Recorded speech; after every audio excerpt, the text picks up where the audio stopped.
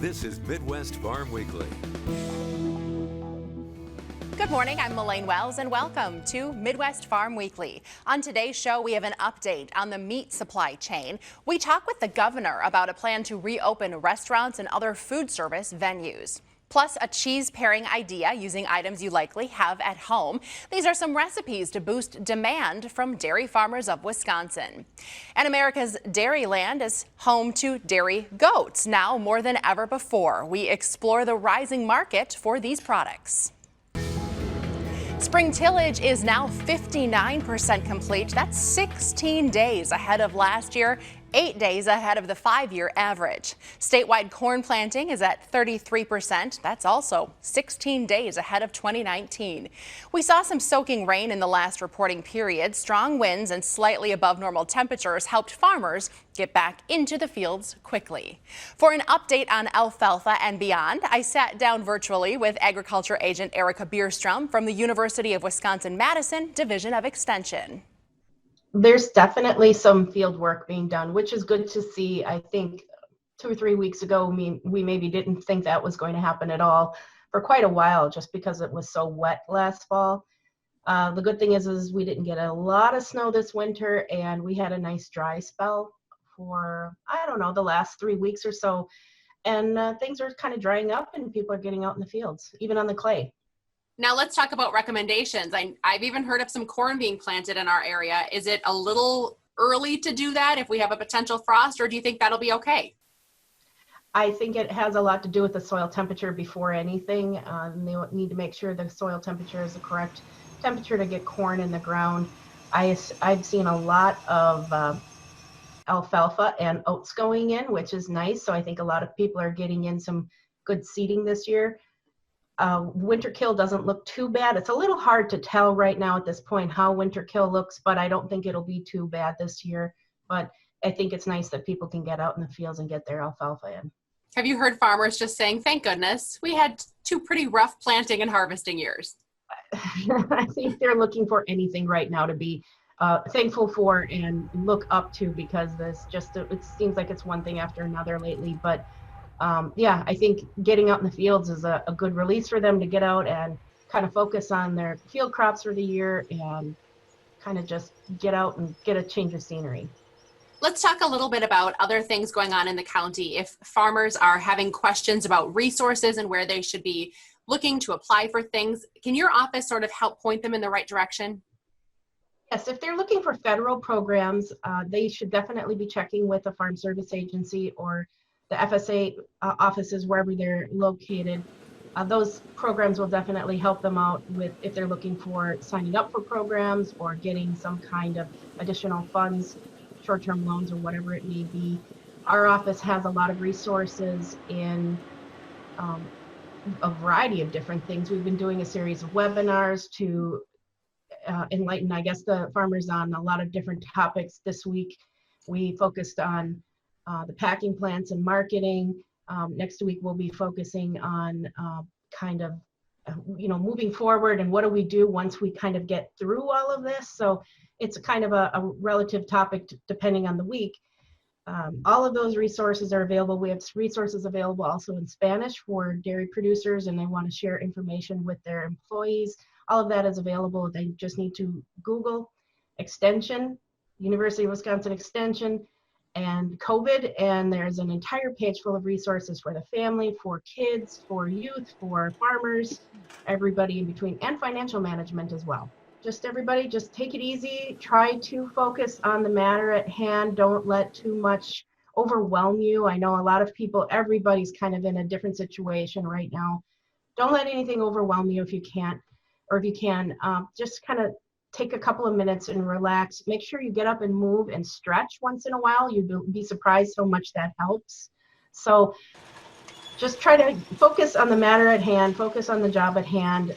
Really, people at this time of the year, especially farmers, are sleep deprived. I think all of us are maybe a little sleep deprived just because our schedules are so different. Try to take it easy, be careful. People on the roads, please have some patience with the farmers on the roads. There's a lot of machinery on the roads right now, and that'll continue for another month or so. As temperatures continue to rise, a new study shows that farmers could face some harsher conditions in the fields. Right now, farmers experience an average of 21 days a year where temperatures exceed safety standards, which is 80 degrees Fahrenheit. The study suggests that that number could nearly double to 39 days by 2050 if there is global warming of 2 degrees Celsius. Businesses that support the nation's food supply are certainly considered essential, and that means they are allowed to stay open during the coronavirus pandemic. But for meat farmers and processors, staying open has come at a cost. Thousands of workers have tested positive for COVID-19, and essential or not, several meatpacking plants have had to close. Omar Jimenez reports on the struggle to balance the health of workers and the need to feed the country. It's a farm and its fifth generation, but one that's never operated in an environment like this. We'll make the changes we need to make. Terry Quam is an Angus beef cattle farmer in Wisconsin and represents the first link in a farm-to-table food supply chain with segments on the brink of crisis. How concerned are you specifically? There's no handbook for this. There's no answer of when things are going to come around and be normal. When will people get to go back to the restaurants and eat the healthy beef that we produce at the restaurants? Quam has mostly been affected by the stay-at-home orders, but he also markets to meat packers, the same types of facilities that are now seeing coronavirus outbreaks across the country, including in Brown County, which includes Green Bay, Wisconsin, where more than half of all confirmed cases in that county stem from meatpacking plants. Hablas, sácalo. Filiberto Martinez says he was concerned workers like himself weren't being given enough protective equipment, so he said something about it. And now he's unsure if he's been suspended or fired. Pues yo siento que no hice nada malo. I don't think I did anything wrong, he says. I simply asked for more protection and more safety so that myself and everyone who works there don't get infected or lose their lives. Martinez says he, along with the workers' rights group Voces de la Frontera, filed a complaint to the Occupational Safety and Health Administration, claiming they were having to work at a faster speed due to less workers being present, and that their PPE was getting so wet with sweat, some was dripping onto the raw meat. Incluso un compañero de nosotros que estaba al lado. One of our coworkers next to us, we saw him sick, he says, and said, you know what, if you're feeling bad, why don't you go home and go get checked? He said, no, I don't have anything. But like I said, there's a fear that this person had to lose the benefits of his job. It's a balance workers across the country are trying to find. They told me I'll have a better chance of catching the coronavirus going out to Walmart than in Tyson. Come to work, you safe. Tyson told CNN they couldn't address the specific situation as described, but that particular Tyson plant in Iowa closed with over 150 confirmed cases tied to the facility. This as thousands of other workers in the U.S. have either shown symptoms or been hospitalized. And with President Trump's executive order compelling these locations to reopen or stay open, workers are caught in the middle. ¿Quién se quiere morir? Pues yo pienso que nadie. Who wants to die, Martinez says. I think no one. And so it's not the same thing to be in the danger versus when you're looking at the danger. The effects have been noticed at grocery stores too. Kroger, for example, putting limits on some meat purchases tied to shopper demand.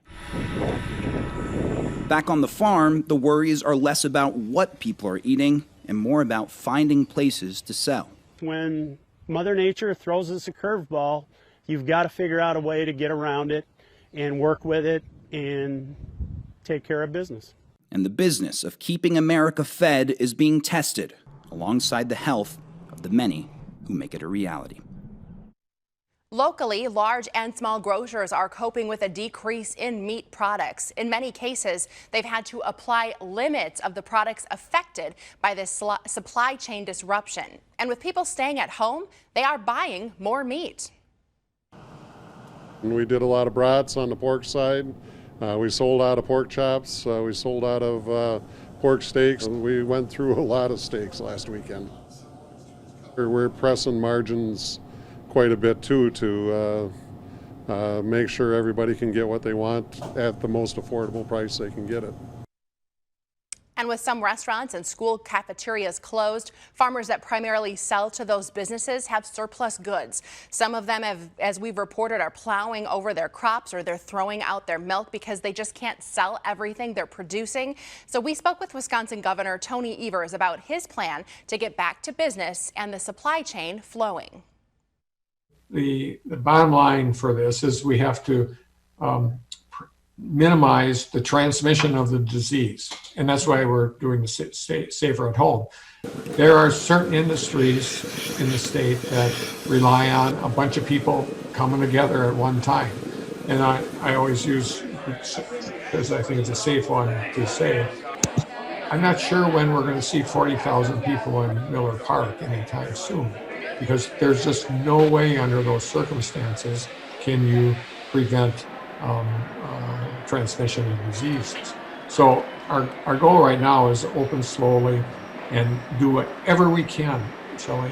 And I mentioned this before, if we can get the kind of away from the herd mentality where everybody is at risk, just get it to a point where with testing and that contact tracing, which really surveils what's going on, that is critical to opening up the state.